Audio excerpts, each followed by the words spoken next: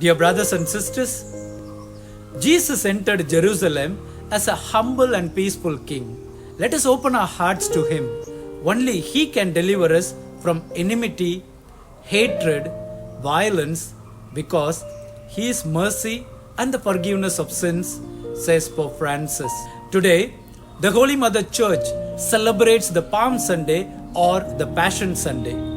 The Holy Mother Church combines in her liturgy the jubilation and lamentation, the Hosanna and Crucify, Barabbas versus Jesus. We will soon witness the triumphant entry into Jerusalem and the tragic end of Jesus. I am reminded of a story about an 8-year-old girl who was suffering from a severe heart disease. She was admitted in the hospital and there was no one with her except her elder brother. By seeing her suffering, he was literally in tears. He was confused and crying so much. Now the doctor looked at this young boy and told him, "You have to give blood for your sister." Now the boy was all the more confused, but he was so courageous and agreed to give blood for his sister. He gave blood and the operation was over successfully. His sister was sleeping peacefully without any pain after the operation. By looking at his sister sleeping peacefully, he was so happy. After some time, he went to the doctor and asked him, "Doctor, when will I die? Because I gave my blood for my sister." My dear friends, the boy in the story had a wrong understanding that he would die when he donates blood. Even though he had a wrong notion, nothing could stop him from donating his blood for his sister. In other words, he was even ready to die for his sister. Something similar we find in today's liturgy of the word. Jesus was ready to shed even the last drop of his blood for our sins. But the tragedy is, he knew very well what kind of death he would go through. Yet nothing could stop him. He set his face towards Jerusalem and from there he never turned back. Hence, the palm that we are holding is a flag for all of us. It's our victory flag. We are expected to wave that flag happily and magnificently. You know, when India wins World Cup or any other achievements, we wave the flag of our country and celebrate.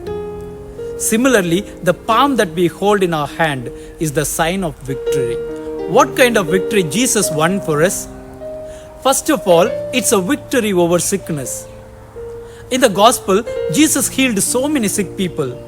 For example, the lame, deaf, dumb, and lepers. Secondly, it's a victory over all evil possessions. Jesus healed all those who were possessed by the evil spirits. Thirdly, it's a victory over hunger. In the gospel, 2 important miracles are recorded. Jesus feeding the 5,000 and 4,000. He could perform such a big miracle with just a few loaves and fish. Fourthly, it's a victory of raising the dead. Lazarus was raised to life from the dead. The only son of a widow in the town of Nain was also raised.